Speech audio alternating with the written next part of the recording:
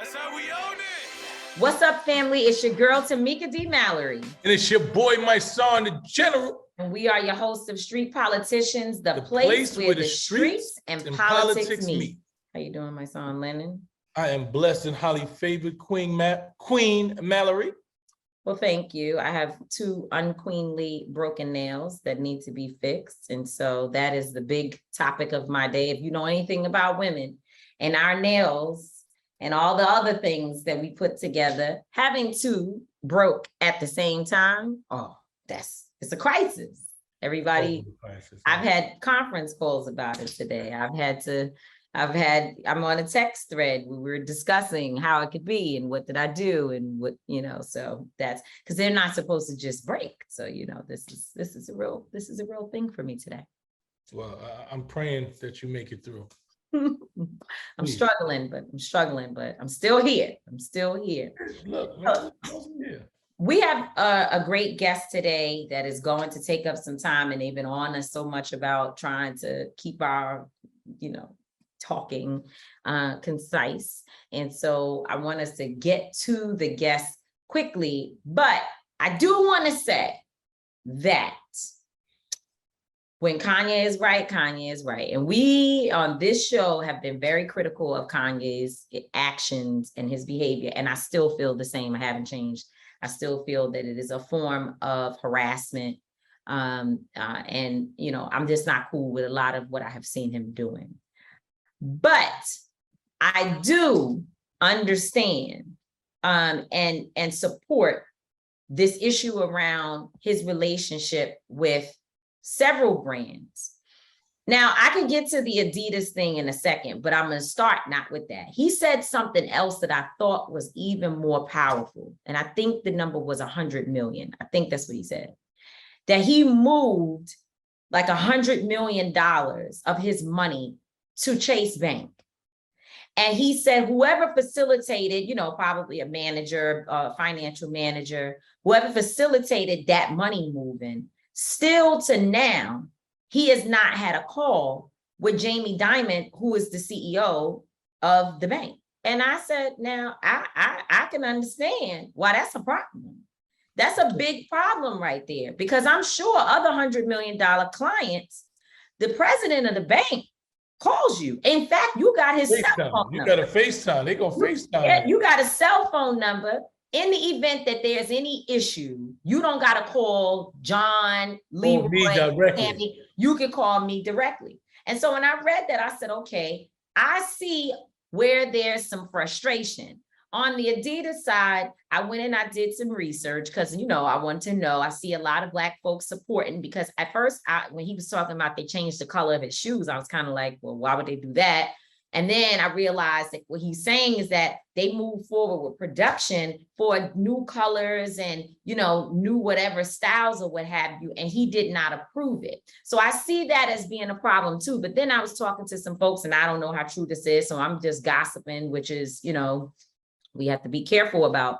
But I was talking to some folks, and they said that that there's been many planning meetings that Kanye has not participated in. Now, I don't know if that's true. Again, I do not know if it's true, but that's what they said, that there have been planning meetings that he has not participated in, he has not shown up. Now, when I look at the way in which he currently is going through what everybody could say, oh, nah, y'all are, just being critical, and Kanye is whatever, he's a genius. He is a genius, and I agree with that. But that does not mean that he's not having a mental health crisis right before our eyes. And in fact, what we know is that white supremacy in this system will cause you to have a breakdown. So I'm not trying to say that I think all of it is his fault or he's just some horrible person, but I think that he needs to really get some serious help so he can get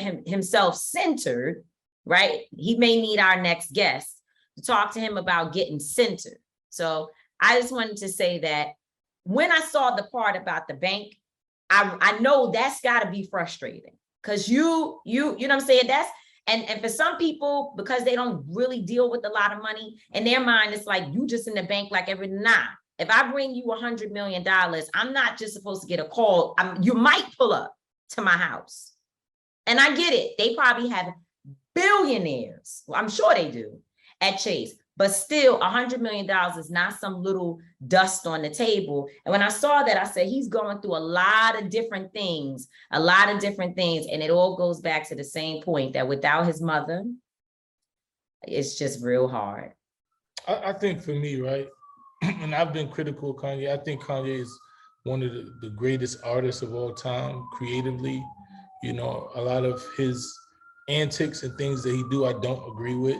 And I think that is why he's having these issues in business and personal life, right? You know why? Because people will celebrate when you're erratic. People, they call it genius when you run around and you got on a mask and you wearing the same clothes for 50 days and you blurting out everything your whole life. Don't know if those are the same clothes. He might be. They look like it. I just know that they look old. They don't really look. It doesn't look like he's, you know, groomed. When you just don't look professional, when you're just moving around and you look like you're scattered, you don't seem as if you're organized as a professional. When you don't look professional, right? People will treat you like you're not professional.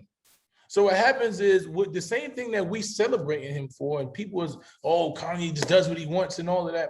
That doesn't fit into corporate America, right? It doesn't, because these people have board meetings, they have agendas, they have quotas they got to meet, they have times. And they will steal your shit. Yeah, if you ain't on it, they will steal your shit. And this is with the problem. So because Kanye is boisterous, he's loud, he's going to say when something is happening to him, it doesn't stop it from happening.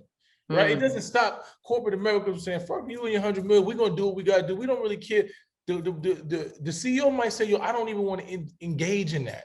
You know, the way I live my life and all that, what Kanye, the representation that he gives to the world is not something that I want to engage in. But then he shouldn't take his money in his bank. But they don't have to, because the thing is, you didn't request that before you put your money in there, right? You didn't say, in order for me to put my $100 million in your bank, I need to speak to the CEO of this bank. I need the phone number, right? You assumed this.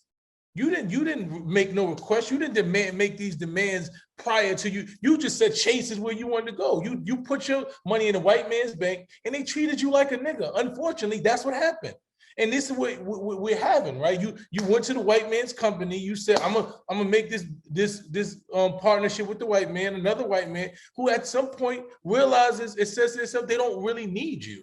Right? They utilize you, they suck up your resources. And that's why, shout out to Diddy, what he said the other day is that his mission, he realized his mission 3 years ago was to do whatever he can to help Black people and ultimately help everybody, because when everybody is equal and everybody has the same 24 hours, and he quoted God's work, shout out to me for being the first person to coin that phrase, but that's what it's about. So when we start doing business with rich billionaire white people who got billions, and we think our 100 million matters to them, it doesn't. We matter to, yeah. And when they don't see you as competent, they start thinking that you're not competent. Competent is a good word, and we know. And it's such a difficult conversation, because there'll be people who will watch this and they'll be like, Kanye's mad competent. He made the mad money. He's this and that third. No, Kanye is loved by the culture. Right. So anything that he does, he's a massive influencer. People are going to respect it. That does not mean that your back office business is being handled properly. And let me tell you why I know that. Because I went to see a movie and it's called The Woman King.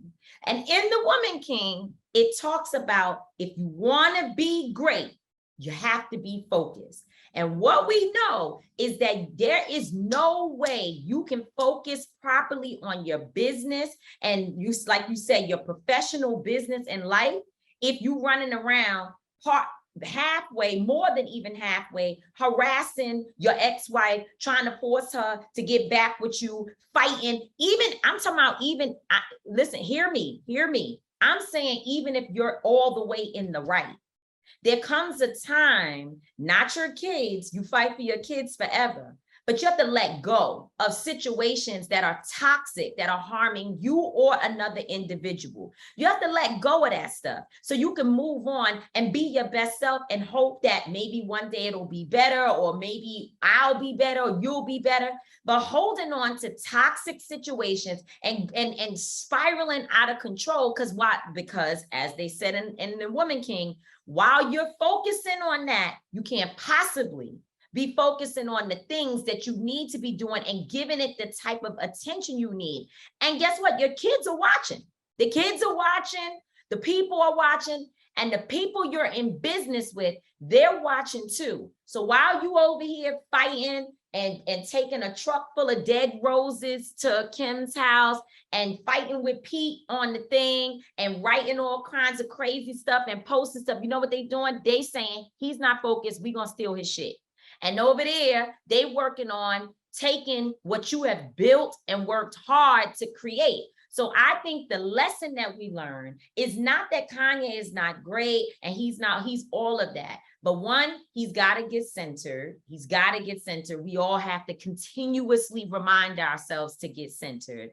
And two, you got to focus, bro, because when you got lots of money and power and influence and all of that, you got to watch your shit. You got to man the fort. I have to man my fort, and I ain't got shit in comparison. And I have to man my foot. And to your point, in the same video with Puff, what did he say? I'm losing my mind. I got so much going on. I got so many things, projects, different. I just heard Coach Stormy say the other day, last night she was on live, and somebody said, don't you want to do XYZ business? She said, I can't do nothing else that I have to manage for myself because I got too many things going on and I'm trying to pay attention to everything. So how the hell is she going to do all of that and then at the same time be outside in the street fighting with the boyfriend and running? It's no way.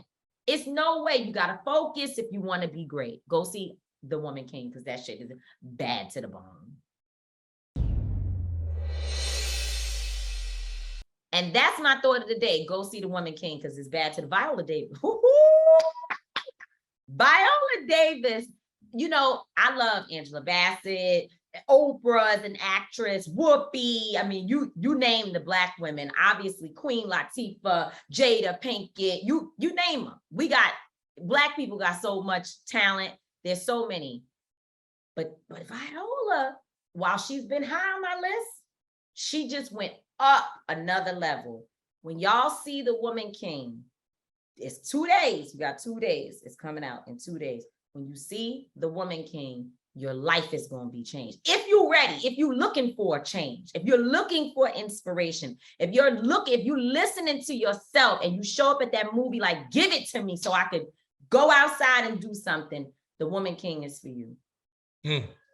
Well, you know what? I thought the movie came out. I've been trying to find it. I was online trying to find it. I'm Googling it. I'm trying to stream. I'm trying to do everything. That was like 2 weeks ago. As soon as I seen like the previews for it, I was like, this is something I need to see. Friday. I heard her talking about it and saying how she got conditioned and all that. I was like, damn, this is something I want to see. So definitely gonna make sure I see that movie. Now we have our topic of the day. You know, and my topic of the day, just, you know, it's not something that I come to lightly. You know, over the last week, I've seen so many instances where young Black kids are being abused in school. You know, there's one on my page. They have an assistant principal who pushes a young autistic man, young boy, pushes him with so much force that he falls to the ground. Then there's a bus driver who pushes a little kid and a young girl, just talking to them crazy, like just manhandle them. And then there's another case where a young boy, he looks like he's about 4 or 5 years old, if that. He was grabbed by his neck. He had nail prints in his neck. The mother said the day before that he had bruises and scratches on the back of his ear where he said that they had twisted his ear, you know. And in all these situations, the people had denied it. The principal had lied and said that the young boy pushed him and assaulted him. And if it had not been for the camera, they would have been saying that this kid did something. And you know what's crazy about this? I've experienced this. I remember I always speak about my 3rd grade teacher, Mr. Tucker, who was probably the meanest person I ever had in my life. He was very rude and disrespectful. He told me that I'd be dead by the time I was 18. He used to grab me and squeeze me and curse under his breath and spit. He was just like, I've never met, you know, at that point is when I started to be scared of white people. That man made me scared of white people. And he did that to me one day, and he grabbed me, and then he sent me to a psychologist where I had to sit in the psychologist for about 2 months until they just said it was nothing wrong with me. And I just used to beat the psychologist in chest every day.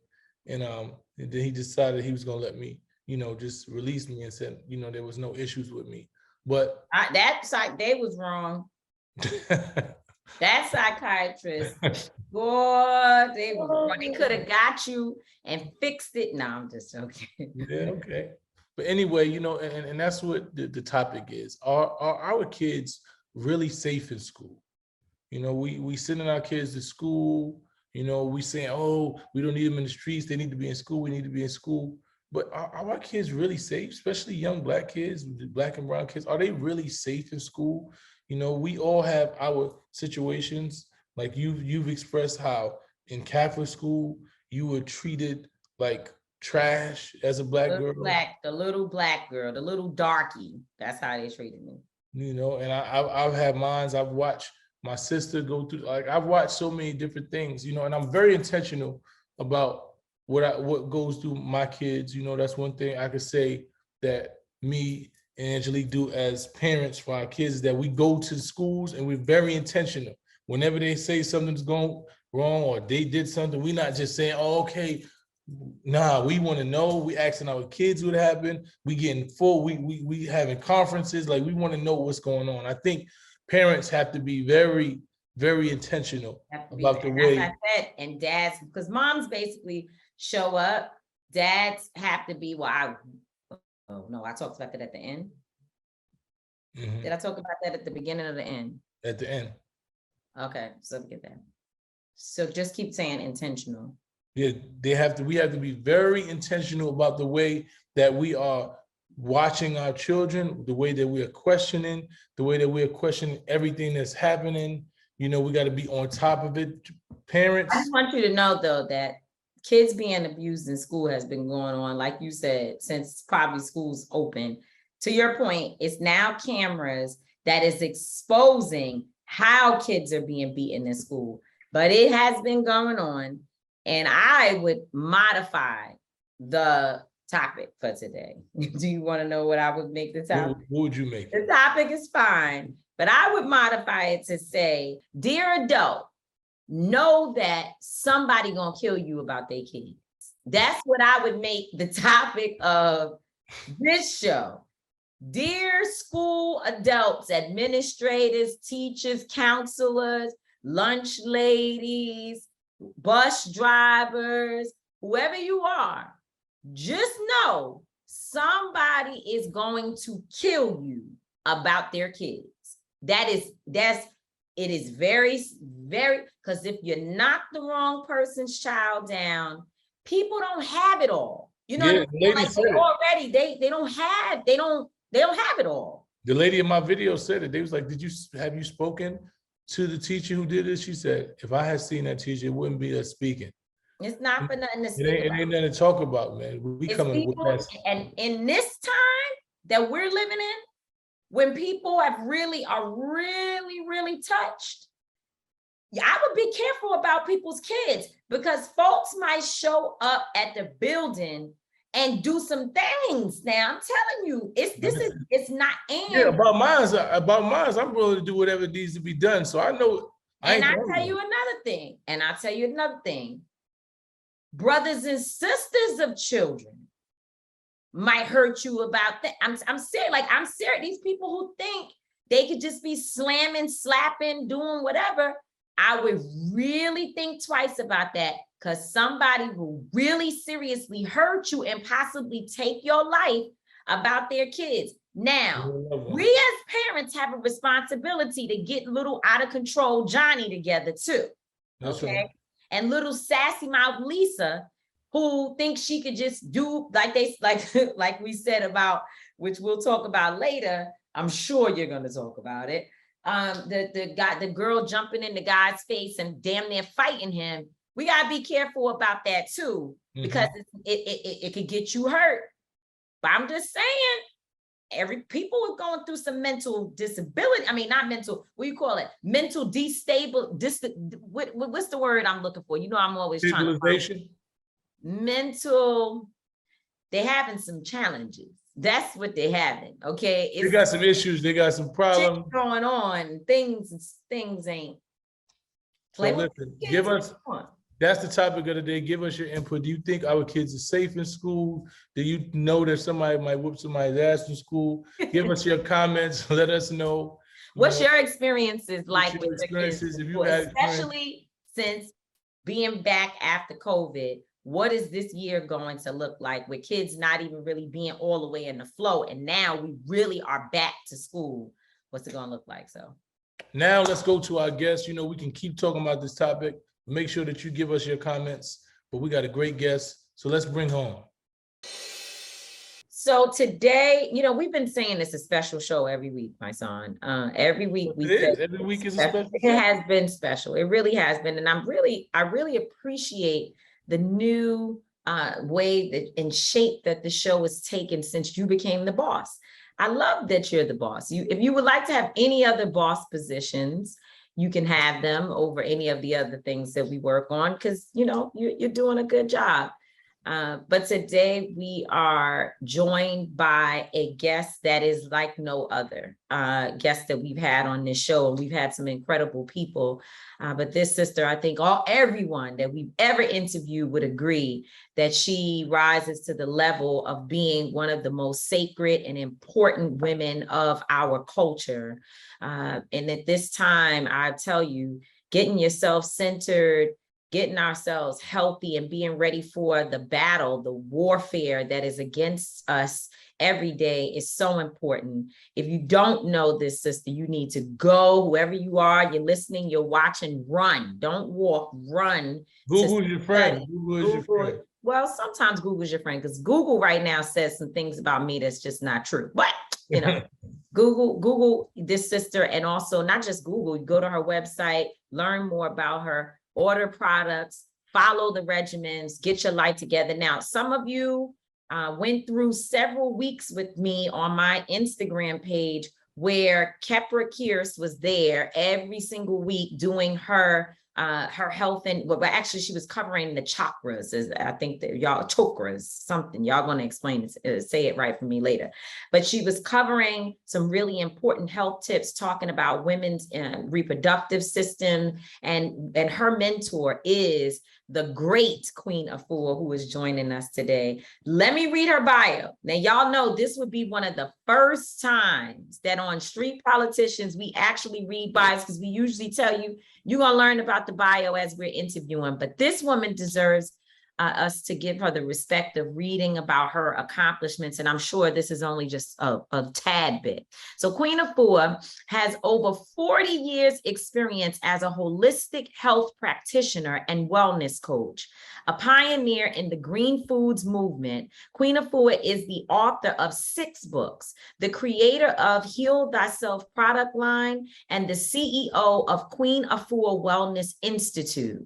Queen Afua has devoted her life to fighting the overwhelmingly high rates of hysterectomies, fibroids, hypertension, and other diseases. Queen Afua's renowned 21-day detox and rejuvenation program has been clinically tried and tested in partnership with medical doctors to show proven results in lowered blood pressure, decrease in medication dosage, and weight loss. Queen Afua's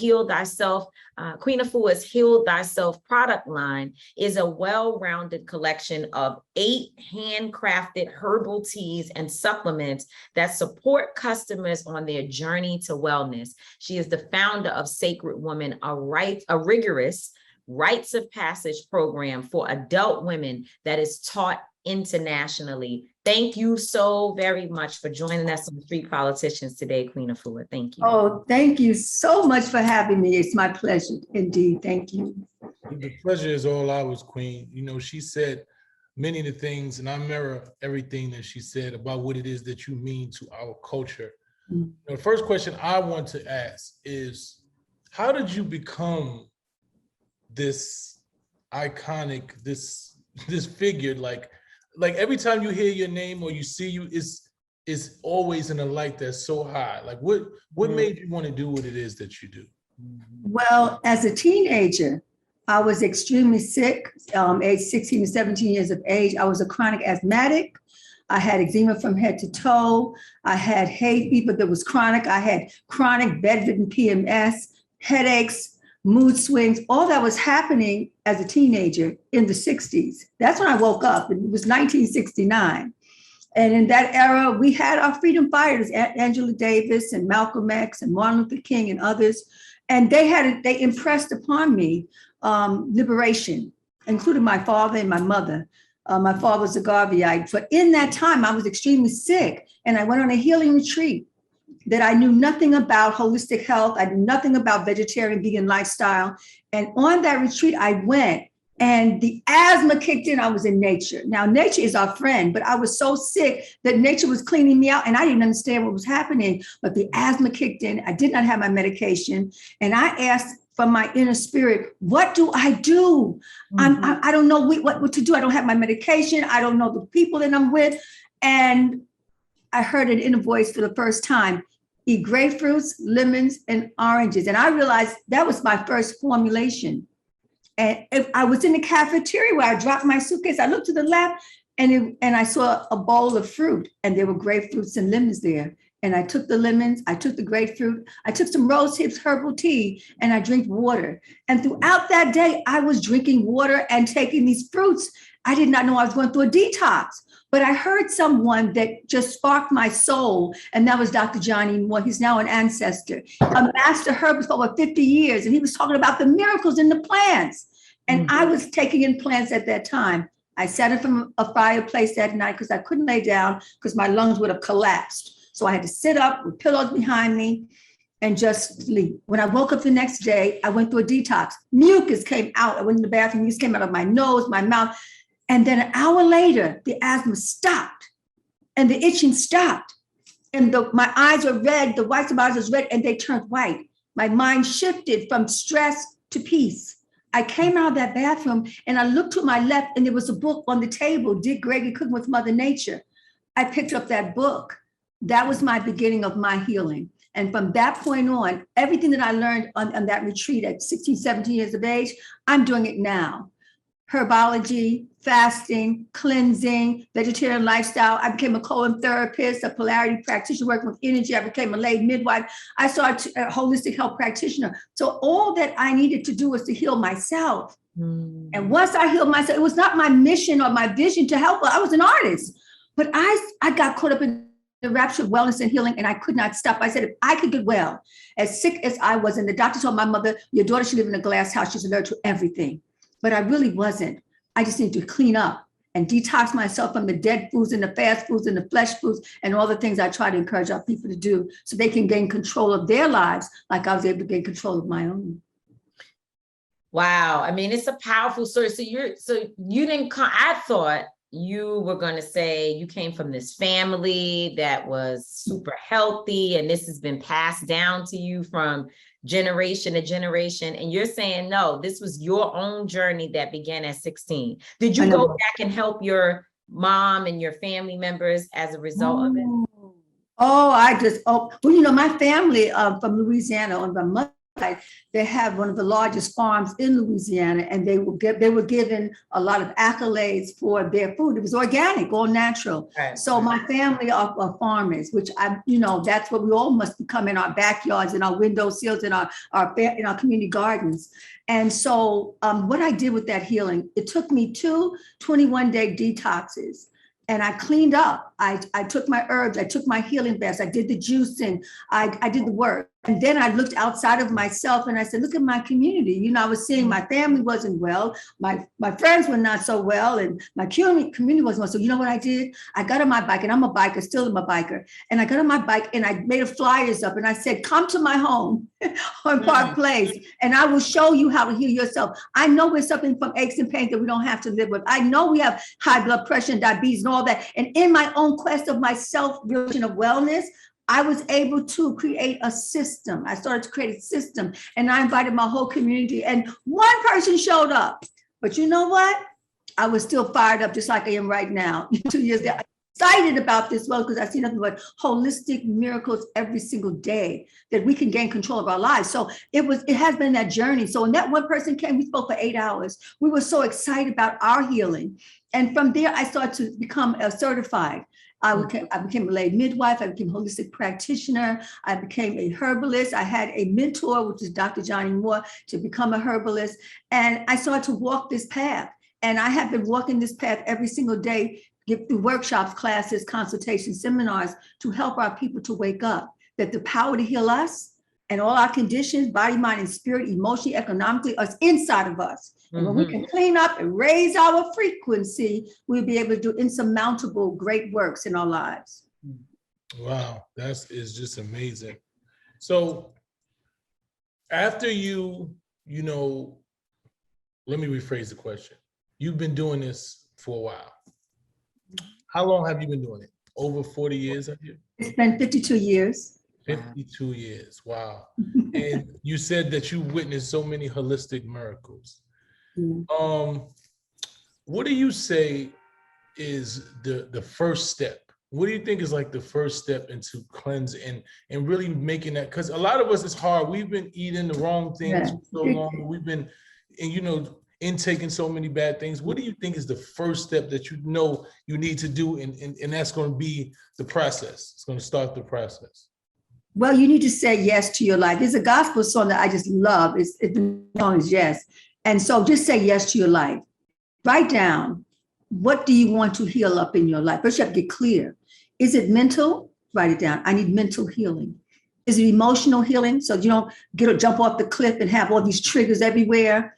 Write down, I no longer want to be triggered. Is it economic healing? You need prosperity to support your life force and your vision. Write that down. Is it relationship where you're upset with your mother, you're upset with your father, so you get these relationships as an adult showing up the same type of relationship. You want to end the war in your home, inside yourself. Write it down. Do you want to get rid of that fibroid tumors? Write it down. You want to get rid of that high blood pressure and you lower your pressure. Whatever that you want to receive, you have to write it down. You have to scribe it. That helps you get very clear. Once you get clear, then what happens is your frequency gets clear, and then you start to draw in what you need. Everybody who's here right now hearing this, you are needing something. You need wellness. The first thing I do when I pick up my phone, I said, tell me, how can I best serve you? How can I best help you? And they tell me, and then I could pick it up. I know what needs to be done. I'll do an energy reading. But I always lead them as to how I was led. I was led to go on my 21-day detox years ago, and I created a whole method and a system of that detox. And I created a product line. And I created the product line designed around what's happening with my people. So in it's a 21-day Heal Lifestyle Detox kit. In that kit, it covers 103 diseases. So you can, check, you can go here, read a book here and be disjointed, or you can get into a system of wellness. And so I have, for example, most of our people want to change their lifestyle, but we're addicted. You've been eating flesh all your life. You've been eating junk food all your life. You've been eating foods that's causing your arteries, causing you to have heart palpitations and headaches. You've been eating a lot of dairy, causing fibroid tumors and cysts. These are things. We're eating a lot of meat, so you have cancerous cells. So you said, I want to change, but how do I change? It's in the blood. Our addictions are in the blood. You clean up the blood, you clean up the addictions. Addictions are also passed down generationally through bloodline. What your mother and father was eating in conception, they were eating, thinking, and feeling. You come into this world with that. And then it's supported by marketing. You keep eating the same poison. So you have to go through a process of detoxification, and which I'm a master at detoxification. So Master Herb was one of the formulas that's inside of my detox kit. Master Herb are 13 herbs from echinacea to red clover to the dandelion. It purifies your bloodstream. So in 21 days, you're like, wait a minute, I didn't even have I only had meat once for the day or once for the week. Or wait a minute, I only had fried foods and I used to eat it all the time, French fries, fried chicken, all that, and I only had it once for the week. So you start to see that you are detoxing. You're being kind with yourself. Another formula we have, you have pain. Most every pain on some level, if it's not the back, it's not the knees, it's the shoulder, it doesn't even have the age. And so I have a rejuvenation clay that you can put on those areas and pull out the congestion, because it's actually is a lack of nutrition. And if you're eating a lot of sugar, the sugar is eating away at the bones and joints, causing mood swings and arthritis. Sugar puts in pain because it eats away at the bones and the nervous system. And when you put the clay on, the clay then nourishes. I have a breath of, this is all from nature. Breath of life, baby. We use the breath of life. All right, you get an extra bottle for that as a gift. Breath of life. I live by that, breath of life. No, well, I remember a few weeks ago, my son was sick or not feeling well, and he was like, "I gotta call you back. I'm looking for my breath of life. I can't. I don't know where it is." I live It's in the family. I feel so grateful that you have it. Breath of life, honey. Let me tell you, when the virus hit, everybody was calling for that breath. And Dr. Bernard Sheridan said, listen, whatever you do, and me and Dr. Bernard Sheridan, we have been sister friends for the last 10 years, because she actually did a clinical test right in Brooklyn on 28 of her patients, my clients, because what was happening, she kept asking her clients, so why are you better? What are you doing this different? Because your pressure's down, I could cut back on your medication. And they kept on saying, I went to Queen Afua, I did a 21-day detox. And that happens so often until she told one of her patients, I've got to meet her. That patient connected us. I remember coming off of the elevator at Grace Family practice at her location, her clinic. And I walked towards her and she stood there with her stethoscope and her white lab jacket. And we embraced holistic health, embraced allopathic medicine. And we were working from that point. And so for one whole year, I did volunteer work at her clinic. Wow. And she had me to do every month. I did a workshop. I did a workshop on high blood pressure. I did a workshop on obesity. I did a workshop on kidney issues. I did a workshop on womb issues. I did 12. And she would tell me 2 weeks before, I need you to do a 90-minute workshop on these different issues. And then she would also, at her nurse's station, she would carry my product line. My green life, my clay, my breath. I said, am I in a dream? She is supporting me on this level and being real. And so as soon as the workshop would be over, they would say, well, what do I do, Dr. Sheridan, about this or that? She said, they would just tell you, go right to this nurse's station and get what you need. And we did that for 1 year. After a year, I said, Dr. Sheridan, can you now do what I need done? I'm a community servant. She said, I'm ready. We did a clinical test. It was a very small clinical test because she volunteered. And not only did she volunteer, she brought 4 nurses in who believe in holistic health and well-being. And they all tested everyone as they were going through. So she puts her stamp of approval on. She said it's the highest level of wellness that she has observed. And so the workshops, I now have 4 master vegan chefs. We have the 21-day detox kit. And then I'm teaching every week on the City of Wellness and the 7 Kitchens of Consciousness. So I continue on with this work. She blessed me 10 years ago. I'm going to see her in Brooklyn on Thursday. We have a dinner date with her and Dinah Farr, because the healing continues and the relationships continue to be healthy. So I'm grateful for that. Wow. We were in Africa in April. We went to Ghana. We went to Egypt, Ghana, and Kenya. In Kenya. Wow. And in Ghana, we learned, we were reintroduced to what we already know, which is that everything we need, we have everything. We went to the botanical gardens. And in this place, first of all, when we met the tour guide, we thought he was like some weird guy. He was looked all like he thought he was a funny guy. He ended up being, he was funny. He was hilarious. He ended up being very funny. But at first I was kind of like, ha ha, it's not that, me in New York.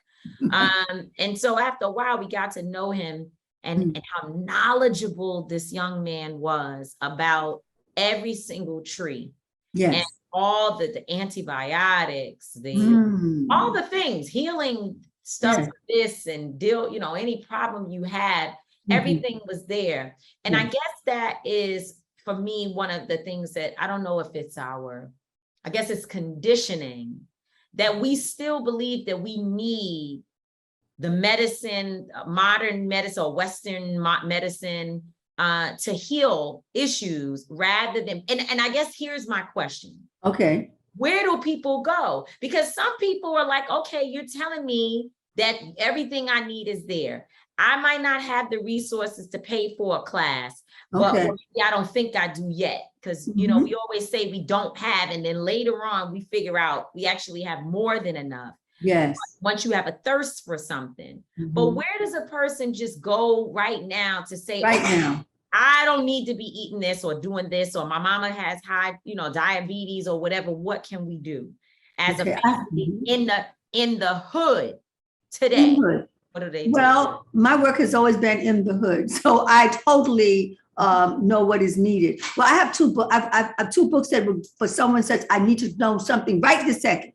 I said, okay, one book is Heal Thyself for Health and Longevity. It was written 35 years ago. It's really back to basics, all that you need to do to get started, how to get started, what to do, the foods, the alternative foods, and you're trying to shift from white rice to brown or black rice, or you're shifting from sugar to agave, or you're shifting from fried foods to steam and bake. So I give you all the alternatives and how to get into this and how to set up a nutrition kitchen. So your kitchen is where you get your first level of power, and you start doing healthier foods. That's how we teach it in our classes. Then that's the beginning. So I give even recipes inside of that. Then another book is Circles of Wellness. The Circles of Wellness I have 12 circles, which I just spoke about. I said, these are all the things you need to do if you have high blood pressure. Okay, check. This is what you do if you have diabetes, you have aches and pains. Check. This is what you do for stress. And if you follow that, then that will take you to the next step. And then you might get a 7-day detox as a starter. You might get a tip if you're going to get anyone who gets a 7 or 21-day detox. I'm going to give you a free 10-minute tune-up. Okay. So if you call in for that, and I can pick up your frequency, I can know exactly what your issues are, and I can tell you just like that, and that will get you on your journey. Anyone within this week, if you get a 10-minute tune, you get your kit. I will service you in that way to get you on your path. And then from there, you start to feel better. The headaches leave, the stress leaves, your back problems are gone, your womb issues are lessened, you're not bleeding heavily. One of my major works is womb healing, womb wellness. And I do that with my daughter, Sharice. We have a partnership, and that is Womb Care Love. And in that Womb Care Love, we do Save Our Sisters' Womb. Do you know that in 2000, when I first wrote the book Sacred Woman, it was 45% of Black women have fibroid tumors. Now, 22 years later, 90% of Black women have fibroid tumors. Now, fibroid tumors often are leading to a hysterectomy. We're going down a plane that we don't even know we're going. And so as a result, we're coming from a heavy bleeding and clotting. Check your menses. Is your menses 6, 7, 8 days or longer? That means you already have a fibroid tumor if you're 35 or up. All right. So you got to shift that menstrual flow. I'm 7 days. 7 days. I've always been 7 days my whole life. I know, and that would be called normal, but that is normal because that's the norm, but that's not optimal. So we got to get optimal wellness, because I know where you're going to go if you don't make the shift. But what happens as you start cleansing, because I've taken thousands of women through Sacred Women, by the time they get to a season, the 11th, the 10th, 11th month, a week of their cleansing, I said, where was your menses when you started? Oh, 6, 7, 8 days, more clotting, bleeding, PMS, all that. And I said, where's your menstrual flow now? Oh, 1, 2, 3 days. Any pain? No. Fibroid tumors shrinking, all gone. So as you get on this journey, it's a season. You have to commit to a season, but commit to a day. Say, yes, I'm going to start. Lemon water, start your morning. Have 2 salads today. Get a few avocados in. If you're going to have fish, have some steamed fish. Get a pot of soup. If you have a juicer, dust it off if you haven't been using it, and make some fresh juice. These are things you can begin to do at taking baby steps to get the bigger step, because the bigger vision is to have optimal wellness, to clear the womb out of those issues. So you're not going to get a 10-minute, you're going to get an hour session with me, and I will lay out your whole life for you and send you our Womb Care Love kit. You understand? Because I've done this work so that I can give it. I didn't do it so I can keep it for myself. I did it so I can serve and to give. And whatever level you're on, if you said I can afford $20, then that's a book. Or I can afford to invest. Because in order to heal, you have to be willing to invest time and energy. and then some level of finance. And if you can devote yourself, then you don't have to suffer. Men are dying early and getting prostate cancer and erectile dysfunction, 45 years old. That's a problem. They don't know what to eat. They eat junk food, fast food, fried foods, late night, eat late. Then the prostate gets heavy because the stomach's getting big, and the stomach getting big because you're constipated. Then all that sits on your prostate. So you have erectile dysfunction, you're having a problem in your family. It's a whole thing that you have to do. And in terms of, I'm going to respond to what you said about it's our culture. You know, holistic health is African culture, and I coined it African natural lifestyle. So when I was writing the book and I was researching, I realized that aromatherapy, that's not New Age. That's African natural lifestyle. Color therapy, African natural lifestyle. Chakra healing, African lifestyle. Hydrotherapy, healing baths, which I'm up on that to de-stress yourself, African natural lifestyle. So everything that we look at as New Age is all dates back to the beginning of time, African natural lifestyle. So if we embrace our culture, even if it was just to embrace some herbs to start cleaning up and building yourself back up, you are actually tapping into your culture. And that is where your power dwells. And if you're seeing your physician, continue seeing your physician. This is not a war between the physician, the holistic healer, and the medical doctor. We're not going to have that. You may continue because people feel nervous when they start with their well-being. And when they start, they're like, oh, you know, my doctor told me, well, then yes. How I do it is go ahead and do your natural living. It's a lifestyle. It's a shift in attitude and thought and indeed. Go back to your physician in a month. The physician will tell you what Dr. Sheridan would tell her patients after them seeing me. You know what? I see an improvement. Let's cut back on your medication. Come back another month later. Oh, I see an improvement. Now we're on our 12-week journey, right? And they'll say, wow, you are improving. We're going to cut you back again. One more, 12 weeks in. You know what? I'm going to take off this medication. I'm going to watch them, see how you do, see how you progress. That's the rhythm. That's how it works. And I know that because I do it every day, all the time. So you know, if you do something for a long time, you master it. So I know when someone comes to see me for consultation, I know where they are, how they are. I'm going to tell you something just happened 3 days ago. I'm on my way to have a meeting. I'm going to go to Omega Institute to teach with Debbie Brown, Women Who Heal. And we were about to have a meeting. I'm in the car. I don't have a lot of time. I'm trying to close out another book. And somebody called, she said, my editor needs help. You know, it was help. She said her assistant needs help. So I said, okay. Her assistant was, you know, we have monkey on our back. Sometimes a monkey on our back is sex. We just gonna go sex with anybody. Sometimes a monkey on our back is eating any and everything in a body that is a temple. Sometimes a monkey on our back is having the last word and cussing somebody out when it's not even necessary. And all you're doing is stressing yourself and running your blood pressure up. So they've got all these isms and all of these addictive states.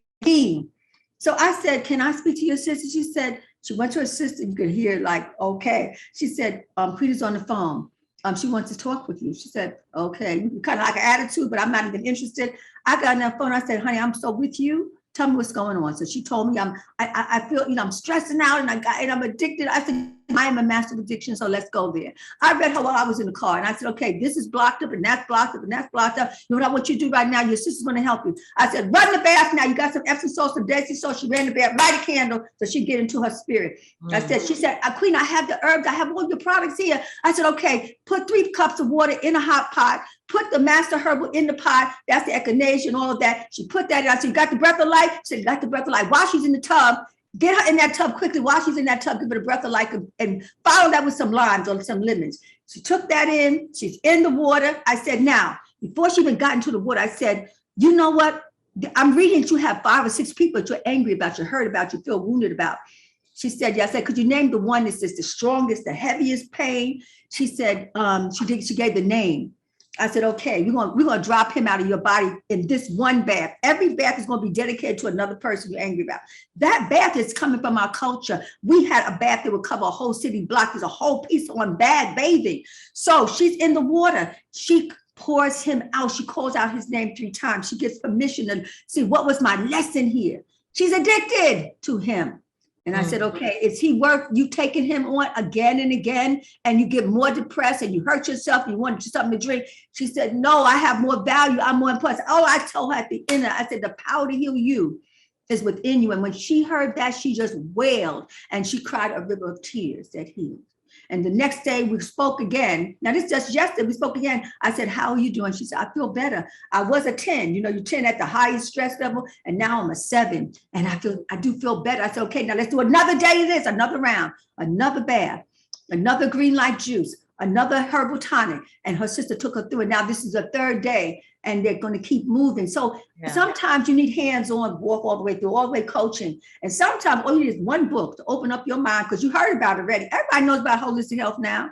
When that pandemic, everybody and their mother was getting some ginger or some cranberry juice or vitamin C and D and all that. So this is the era that everyone is waking up now. And they're looking for wellness. They just have to know where to go.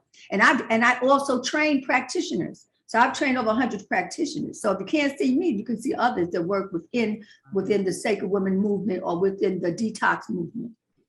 Lord have mercy. This is enlightening, because I'm gonna get me some of this stuff. No, I have something special for you.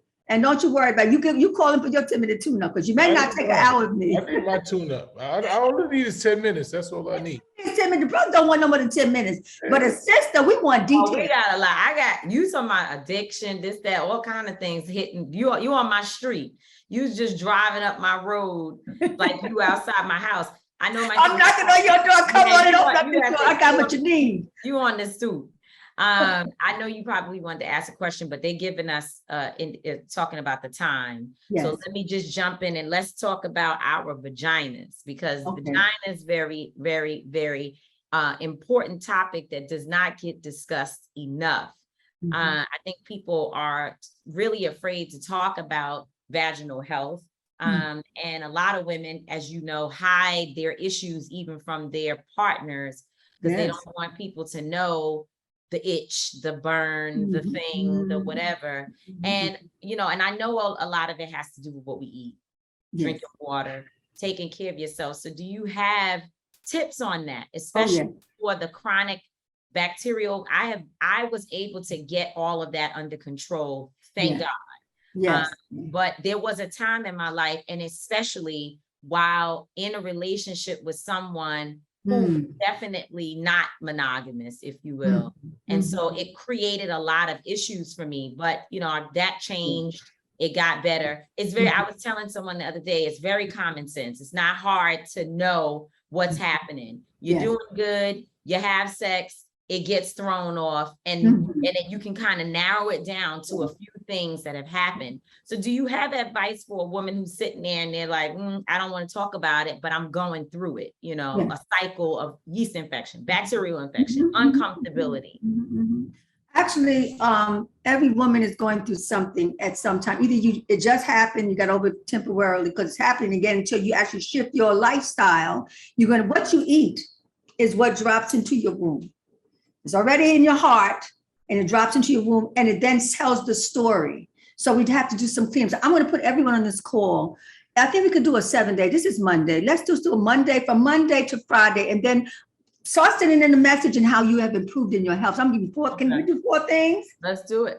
Okay. Can you? I'm giving you 4 things I want you to let go for just 7 days, and 4 things I want you to do to put into your lifestyle. Can we do the 4 right quick? 4 and 4. 4 and 4. Okay, take pen and pad. Number 1, what I want you to let go for just 7 days is meat. Only have fish. Or either the vegetable protein with your beans, your peas, your lentils, your avocados, especially. So let's just work on that. Let's cut that back, because that's causing a lot of the vaginal odor, the vaginal discharge, and all of that. Dairy, number 2. This is just 7 days. Some can only do it 3. Do what you can do. No milk, no cheese, no ice cream, no butter. Just 7 days. But if you want to have some almond milk or have some, go into my book here. I teach you how to make some of your own milks yourself. So cut out the dairy just for 7 days. But you want the calcium, have a vegetable. Well, I'm going to go on that on the other side. Okay, that's dairy. Meat, dairy, cut back or cut out. Number 3, cut out the sugar, because the sugar has you up and down mood swing. And it moves the body from an acid state to an alkaline. Well, right now, the body's in an acid state if you have womb issues. It has to get to an alkaline state. So vaginally, your vagina has become more alkaline. And with that, you cut out the sugar. Sugar eats away at the brain, the bones, the nervous system. And it keeps us into a mood swing up and down. You're good one moment and down the next. So if you want something sweet, let's be fruits. Let's do fruits. We're about to come into fall. So we got to get lifted up right now. Otherwise, we're going to go into fall sick and we're going to get sicker by winter. It's a clock. All right. So if you cut out the sugar and then just have your fruits right now, have your berries, especially the berry family. I've created a womb fruit julep in our 7-day, 21-day detox kit, me and my daughter, the womb fruit julep. So taking blueberries, blackberries, strawberries, raspberry, cleans out the bloodstream and it cleans out the uterus. So that's number 3. And then number 4, when 6 o'clock comes, I don't want you to eat anything but just liquefy everything. You'll drop a few pounds, you'll get your energy back up, have your last meal at 6 o'clock, do that for 3 to 7 days and see how you wake up in the morning. Clear mind, clear heart, clear spirit, and a clearer womb. Now you do that, and what you'll notice in your next menstrual flow, just that 1 week of doing that work, your numbers of your bleeding will be 1 day less. There'll be less clotting. You won't have the vaginal odor. And the higher your frequency, the more beautiful you become. That's the whole thing. You become ageless, beautiful, fantastic, energized with age. So you don't have to be afraid, oh, I'm 30, I'm over here. No, that's not real. I'm 40, I'm over. No, that's not real. I'm 50. You're supposed to as you get older, you get more fabulous and more in tune and more fit. That's my vision. That's how I see it for all of us. So those are 4 things you want to start letting go of, if you will, if you can, to whatever degree. Now let's do 4 things I want you to add in. I want you to have 2 avocados a day. You say, well, I don't like avocado. Well, blend them into a cup of olive oil and make it a dressing and put your dill or your spike or your cumin in it and put a squeeze of lime or lemon in it, and you have your own dressing, homemade. Simple. So have a salad every day, 2 salads every day.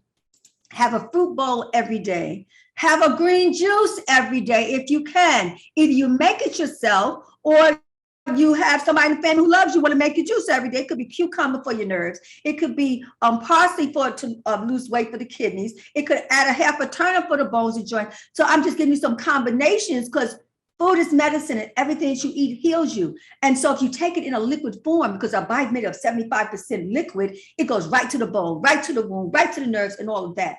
And then the last thing is to liquefy is the key. 16 ounces of water, and add the first glass of water, add 2 limes or lemons or cider vinegar, 1 or 2 tablespoons, breaks up mucus and congestion in your womb and your lungs and your sinus and your head. So do that 16 ounces in the morning, water, 16 ounces in midday, 16 ounces as the sun is going down, and 16 ounces before you go to sleep. So you're liquefying and you're flushing God right now, and you're letting go. And you also, while you're drinking, I want you to let go of him, her, them, and those. And say, it's all me. My life is me. I have attracted who I am, and it has magnified. And the more that you heal yourself in these next 7 days, you won't be angry at everybody outside because you are being empowered. And know that you're being empowered. And so that is what I have to share with everyone. And just know that you can save your woman. Don't be ashamed of whatever the issues that you're having, because everybody around you is having some kind of issue. And it comes from our mothers. They're all ashamed. Right. They don't tell you, and they don't even know what to do. But I know what to do, and that's why I teach the training. And for those who are in LA, I'm having something on Sunday. You can come right here, and we're going to do a mini retreat. Just a handful of women can come. It's a mini womb care love retreat, and Save Our Sisters' Womb is the theme. And I'll be giving you the tonics. I'll be telling you this is what you need to do. You'll walk out with your own womb care love detox kit. So for those women who want to be able to make a shift, now you can take a plane, you can take a bus, you can take a car. You can just get here, and I'm right here in LA. Tell us how folks get signed up for that. And then let's shift to this other conversation. Okay. Tell us how folks can get signed up with you. You said you can get a session, buy a book, find Queen Afua so you can get your life. How do they do that? I'm just go on my website, queenafua.com, QUEENAFUA.com. And you can register right now and just come into the circle. When you leave the circle, Womb Care Love, Save Our Sisters' Wombs, you will have enough information and inspiration to go help your mother, to help your sister friend, to help your daughter, and to shift your life, your reality. and 12 weeks in, a month in, you're going to feel totally renewed. And inside of that, you'll attract healthy relationships. You want me to attract relationships, they got to go to this one and that one and this one and that one. Oh no, because you're the bottom line. Once you get your health and your well-being, when they come to you, they're going to want to stay with you because you're going to give them longevity. I ain't got a womb, Queen Afua. I ain't got a womb. I know, but you have a prostate, and see, in relationships, if your mate is having womb issues, you're having prostate issues, but you can't tell. And by the time you figure it out, it's almost too late. The men start, they heart attacks and strokes is the number one thing in our community for Black men. It's not necessary just like we have a clogged womb, your artery to your heart is all clogged up with late night eating. That fried chicken that you like to eat, at least eat it during the day and have some lime water behind it. You know what I'm saying? Okra soup, so you can clean that stuff out of you. So even if you want to eat everything that you want to eat, you can, but you have to then add other healthier choices in to flush that out and don't let that stay with you overnight and over days, because it turns into a cancer. It turns into a prostate issue. It turns into premature aging. Okay, all of that. We have also. But I'm doing a lot better, Queen Afua. You are. Definitely. You're doing better? Way better. I don't even eat fried food much. You're starting to love yourself. You're starting to love yourself. You're taking care of yourself. We can have this conversation all day, but I'm gonna get my 10 minutes. It might turn into 20 minutes now, but we want to talk about this issue with your family home. And yes. Kind of give us the, what happened so that we can kind of understand what's going on. 964 Park Place. It's 964 Park Place. That is the house that the mayor, the governor, the congressman, the city council awarded me, and gave me plaques and certificates. And I have a Queen Afua Day. They did that twice. And then they acknowledged myself and my 3 children, the first family of wellness at City Hall in Brooklyn. So we've been taken care of as our family, our community since they were born. They've always been with me on the journey. So that is that house. That is the house that my father purchased. The house has been with us for the last 7 years. It's a family home. My mother and father, and I raised my children at home, my grandchildren at home. I got married in that home. So it's a family home, and it's been a staple also for the community to come into. So we're in litigation, so I can't talk about it much now, but what I want to say is that my house is just one house in a whole community. In Crown Heights, 17,000 Black folks, Black and brown people lost their homes in a matter of 5 to 10 years. It's a pandemic. There's all kinds of pandemics, and we all know with gentrification that there's a plan. And so the real estate developers and all of that, they work together with the lawyers and the court system. You can see the cesspool and how you can have your house taken from you. So that we're in that process of striving to recover and reclaim our home. My mother's home. My mother's 98 years old, and she's here with me, and I want to get her into a home comfortable. My daughter's there, she's holding the fort, and she's been fighting a great fight, and I'm going to speak with her next week. But what we're going through, we're the microcosm of a macrocosm, where it is massive, and our homes are being taken on so many different levels. Yeah. So the home to me is very sacred.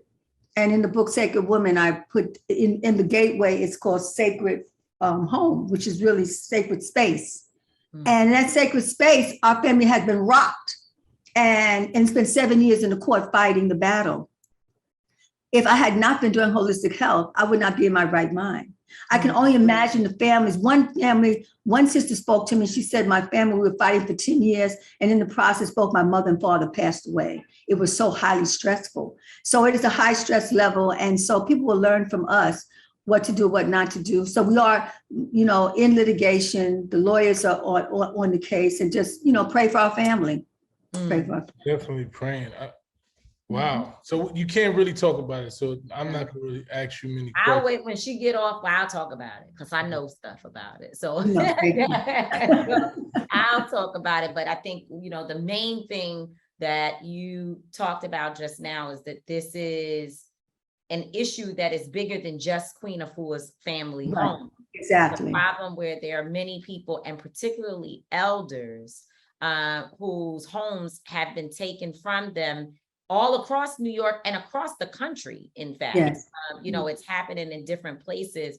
And if you don't have the tools, which I think Mysonne, one of our shows, needs to be bringing some attorneys on who are fighting for people like Queen Afua, to talk about the signs that you need to pay attention to and things that can be happening right in front of your face, where they're basically swindling you out of your own home and you don't know it. Deed theft, that's what it's deemed. Yeah, the deed theft, exactly. And there's some other issues. It's not just that, there's a couple of things. So we will, our commitment, physically, mentally, emotionally, and all of that, we're going to be with you immediately following up from today's taping of our show. We're going to make our appointments. So we're not going to wait till tomorrow. We're going to actually do it right away. And then also, as good stewards of you coming on this show, we will make sure to invite some attorneys and other families on to talk about the deed theft and other issues around people losing their homes in New York and across the country. So that's our paying it forward, and we will help to educate people and spread the message. And if there's anything that we can do, at Until Freedom, the organization that Mysonne and I are co-founders of, please let us know, because we want to be of assistance to you and other families. Thank you. We appreciate that. Thank you so much. Thank you for your support. Thank you so much for all of the knowledge that you've given us. Like this right here should be like an 8-hour class, like because you're so knowledgeable. You're so phenomenally beautiful. Oh man. Like it doesn't make sense. So I said I got to get my life together. You know what I'm saying? Like I'll help you. People see you. When they see you, they say, if I can look like that, I definitely need to make sure that I'm healthy and eating all the foods and living my life in a proper manner. So I just want to say, continue to be great, Queen. Continue to inspire, motivate, educate, and do it with everything you are. What you mean to this culture, we can't even put in words. And I'm blessed and honored to be able to have this conversation with you. So thank you. Thank you. Thank you for having me. I love you. Thank you both. I appreciate you so much, and all the massive work you do to uplift and heal our people on so many levels. Indeed, it's an honor to be with you. Thank you. Bye. Thank you. I don't even know where to start. You know what? I feel like the last few weeks, our shows, it's been the entire time that we've been doing Street Politicians, because everything from relationships and love to raising children to social justice and civil rights issues to our finance stuff, which I love the fact that we keep bringing finance back.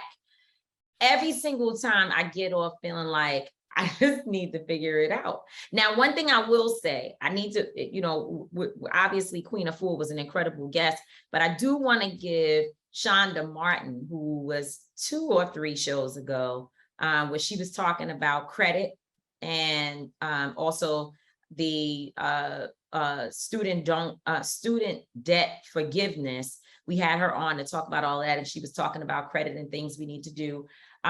She and I had a call after she and I had a call after the show and talked through some of my personal stuff, and she really, really helped me. So from Queen Afua to Shonda Martin to Keisha Green to just so many individuals, obviously Earn Your Leisure, and just so many people that we've had on the show, they're vetted. Like, these people actually do the work that they say. And I think, it's holistic. So it's money, it's, our fighting for our rights, it's all of that. But you can't ignore what Queen Afua brings. What she brings is like the real stuff that we really have to be working on, because you can't even get your money right and your body is not right. I say it all the time, you rich and you ain't healthy and you die before you spend any money, then what's the sense of getting a bunch of money for? You ain't gonna live to spend it, you know what I'm saying? So at the end of the day, health is wealth, and what she's talking about is something that we all need to get in tune with. Like I told her, I'm getting a lot more in tune with my health, what it is that I eat, working out, just getting back into a regimen. I once lived my life like that, but the hustle and bustle of life and, just especially being frontline in this movement and doing this work that we do, is always work need to be done. And sometimes you put your health and all these things on the back burner. And I realized that's not really a smart thing to do. So just listening to her just reinforced where I've been, in the last couple of months, mentally. Yeah, no, it was really good. I appreciate Queen Afua for coming on, because she's like a big deal. So to have her on our show, it was really, really good. And she said the 4 and 4. So we can't forget that. We want to make sure that people remember the 4 and 4. And I'll just tell you all what it was really quickly.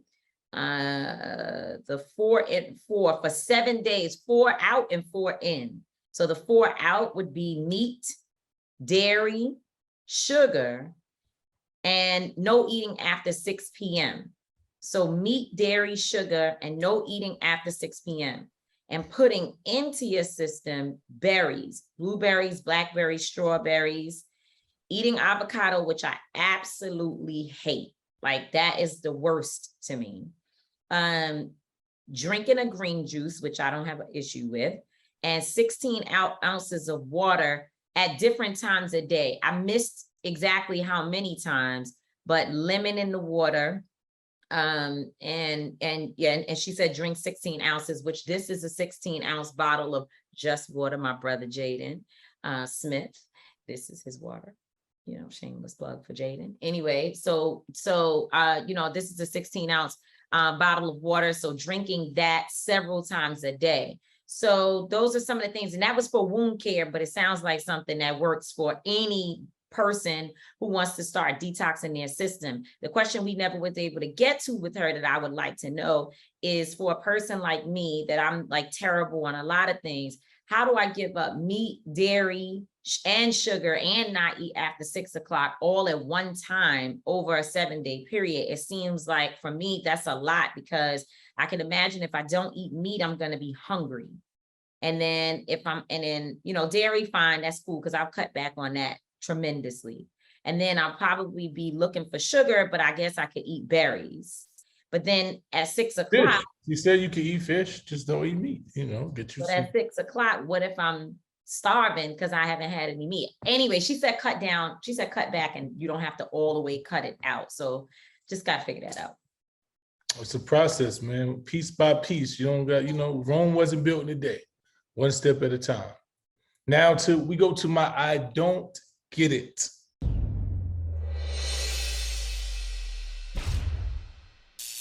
There was a guy who brought his son to fight a little black boy. It looks like he was a white man. He brought his little son to the guy's home to fight him. I guess they got into some things. Back in the days in the hood, that's what they did. If y'all had a problem, y'all gonna fight, y'all gonna shake hands, and you're gonna go home. This grown man who brought his son to fight, his son was getting beat. His son was trying to fight. His son couldn't win. Usually in those situations, us as fathers, what my father would do when he thought he'd break it up, say you had enough, you want to go and keep you going, you're gonna fight. But he would break it up. This grown ass man jumped in and started beating on the little kid. And it was like, and I just don't understand. I really didn't get the mind state from this grown. Now, what did he teach his son? What did he to be a coward? That I just didn't. It really bothered me watching this thing. And the little boy went home. Then he had a black eye. He had scratches on his face. And I really was like, man, somebody need to teach that man a lesson so his child can learn something, because he can't teach that boy nothing, because he don't even know what manhood looks like. So that was something that really troubled me. I never even posted it yet. I'll probably post it later. It was really troubling to see where we've moved so far into this coward culture that I constantly speak about, that grown men are beating up on children. There's no holds barred. The other day, young man punched a girl, beat a girl up in the supermarket. They were arguing back and forth, cursing at each other, going back and forth. But this man saw it. They claim she slapped him. No, she didn't put. I seen the whole thing. She didn't slap him. He was in her face, calling her names, and then she got close to him with the camera, and he put his hand in her face like this, and then she smacked his hand down, and then she swung and he weaved it. She was no real threat to him. He shouldn't even be So she did not slap him. No way. She did not slap him. She swung and he moved back. He said, "You better watch it." He kept putting his hands in her face to antagonize her. He knew what he was doing. He knew the more he pointed in her face, had his hand like this, she was going to swing. So she swung. She didn't really get into like back and forth, but she did swing at him. He weaved it, and he wasn't in no immediate danger. He still stood there, calling her all types of names. They calling each other names.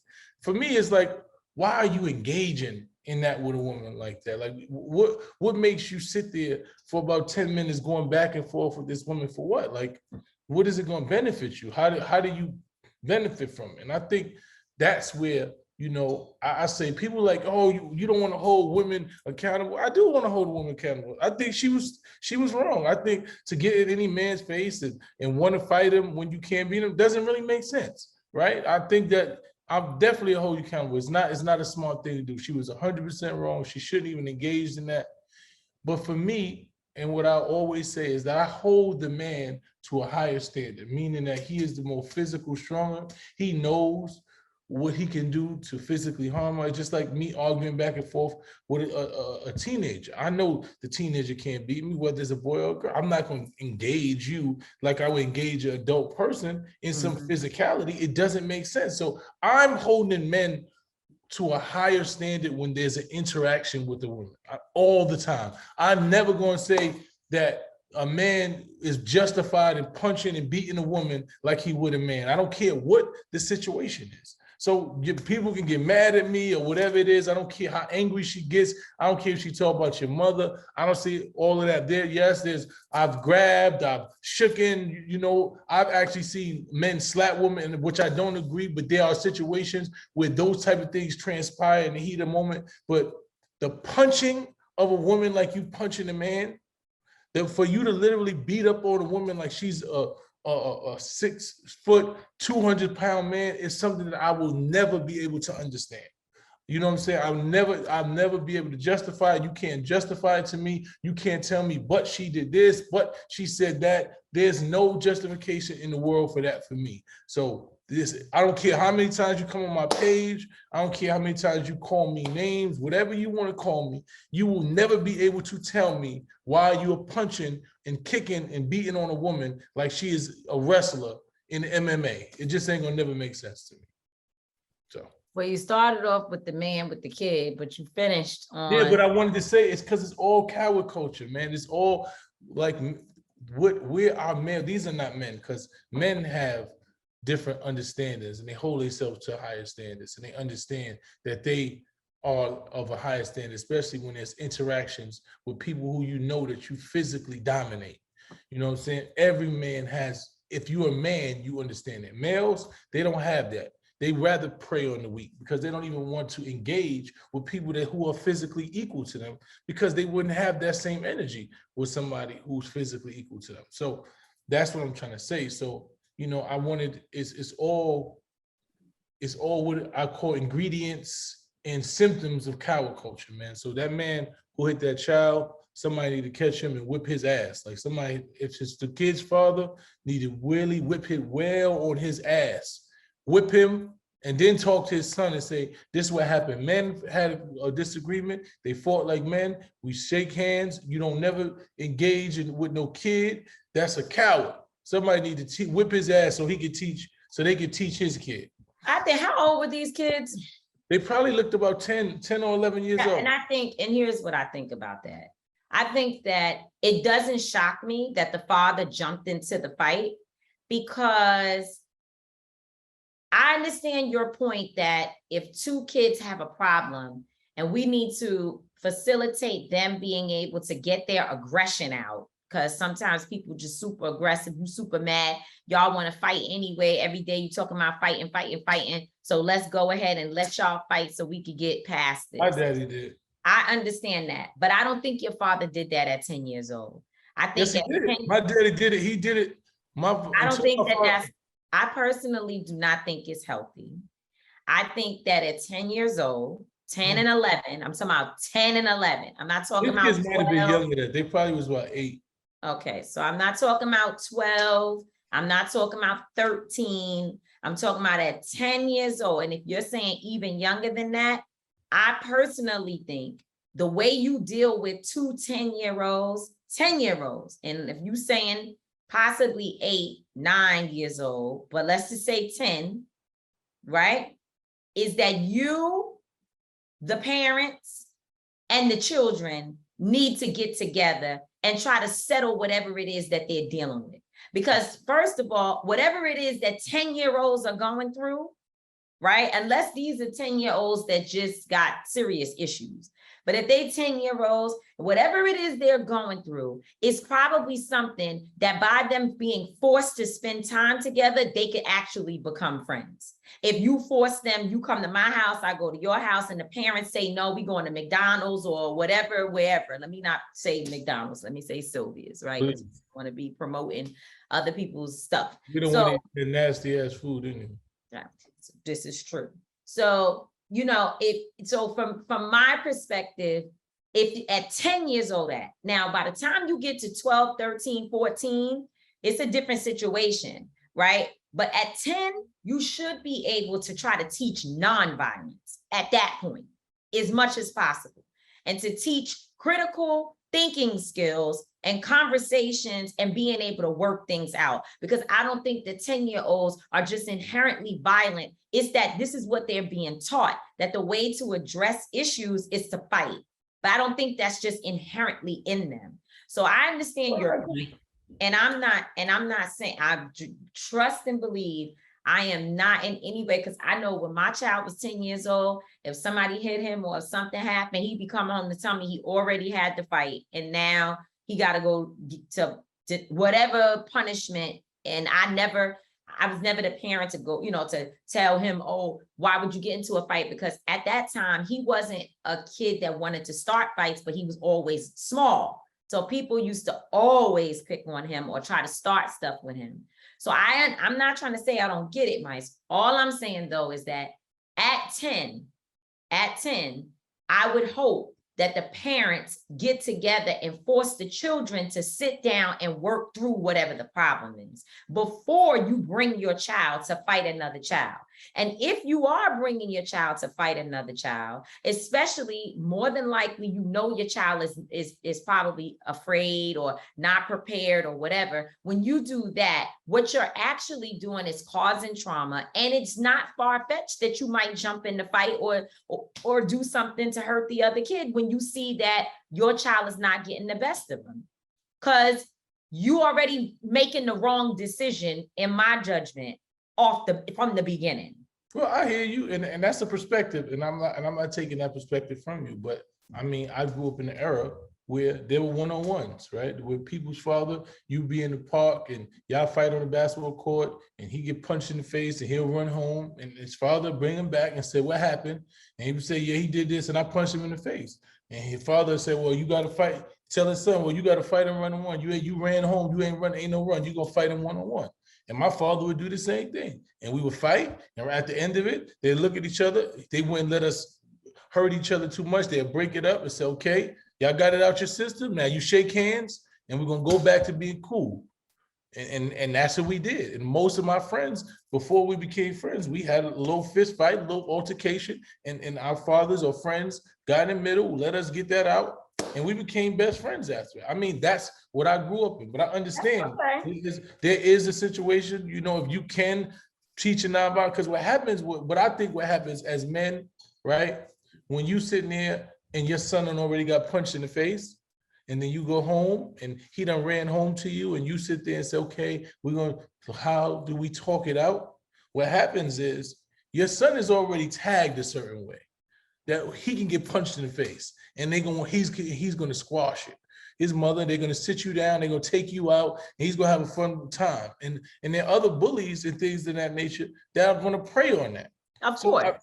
So that's the era that I know that happens. I've watched. Right. Once they see you get punched in the face in the park and you run home and your mother comes out and say everybody's gonna be friends. But not your mother. See, that's why dads matter. But even if it's your dad, it doesn't matter who. Well, I think because the so. reality is, no, it doesn't. Because once we realize that you soft, we don't care how tough your father is. No, 'Cause I your ain't father saying, ain't I'm gonna not be- talking about, but I'm not talking about being tough. It's not about being tough. But there is a certain presence that a dad has, right? That I think does make the difference in terms of how other people respect or don't respect you. And I know even from when I was young, my mother was always the one to show up at school because my father was a correction officer. He could be working, just crazy hours. And it did mean something different from the teachers. We've already been talking about earlier, the whole issue of, professionals putting their hands on people's kids. Now, let me say, we were already talking about how people will kill you about their children. And we just want to say, to be clear, this man that hit a child about his child, that don't go in the category of what we were talking about earlier. No way, shape, or form does that go in the same category. So let's just get that clear so nobody says, well, y'all said no. If it's a grown person and a child, a man and a woman, it's just wrong, period. So that's where we stand on that. But I do think that, when my dad would show up, it gave me a lot more clout in the building. Your dad is here. When my dad's voice, that rumble in his voice when he spoke, people respected that. And I think we do have to find ways to get more dads, because it's not that the dad is not in the home, but your provider, you got all these things going on. And dads actually do need to show up. It's not an everyday thing, because that's what most moms, they get with the moms, they make the cookies, they do the thing, they, whatever. But every once a month or so, dads need to be on the playground. Mm-hmm. Dads need to be walking around, because I think that does provide something for your kids. And again, I'm going back to the original point. It doesn't mean that sometimes you don't have to make sure your kids have a safe fight, and so that people could get their aggression out. It doesn't mean, to your point, the bully, that absolutely exists, if they see you in this situation and nothing is done about it. But I think that there would be less initial problems if we facilitated more fathers just being in the building to check out what's going on with kids. I mean, I can agree to a certain degree, but I also believe that when you're a young kid, you are setting your boundary. You're creating who you are. You're creating what you will stand for and what you're not. And that cannot be defined by who you come to the park with, who you stand next to. You can have the toughest cousin. Your father can be the coolest person, all of these things. Once they think that you soft and you can be a pushover, they're going to push you over. And that's one thing that you have to establish on your own, that you're willing to stand up for yourself in these situations. So, I am definitely not opposed to somebody having a one-on-one and getting it off their chest and going home and shaking hands, because that's what I grew up in. And that was something that was needed in order to establish that you were going to defend yourself at any time. I hope we can not live in that world one day. I hope so too, but since the beginning, you got some kids out here that don't want to fight. And that's what I'm trying to tell you. There's always been those kids that don't want to fight. But in order to protect yourself, you better have somebody that's going to defend. That's why they hire security, right? There's some people that don't got security, and they got security guards. We got army people that go to war every time. War is one of the oldest professions in this world. If you look back to the beginning, even because that's one of them, but the other one is selling Tucci. But that's a whole different. And not just selling it, people stealing it and trading it without the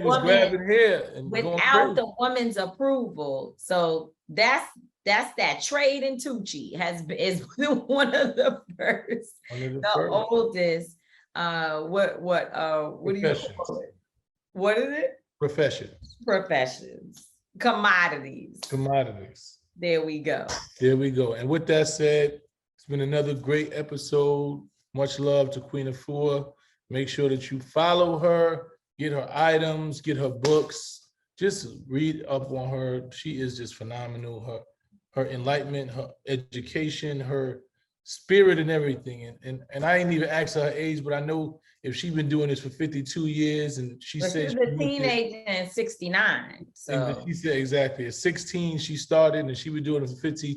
That's already 70 years right there. So I ain't look, that's damn near 70. And she looked like she ain't a day over 42.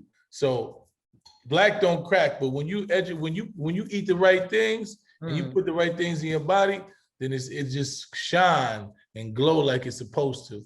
So shout out to her. Another great episode, man. Number one, man. We number one. Street politicians, baby. Make sure you tune in. Let us know what you want to hear, who you want us to interview. Give us some feedback. Tell us you love us. Tell us you hate us. But just tell us something, man. Once again, I'm not going to always be right. Tamika D, Mallory is not going to always be wrong, but we will both always, and I mean always, be authentic. peace.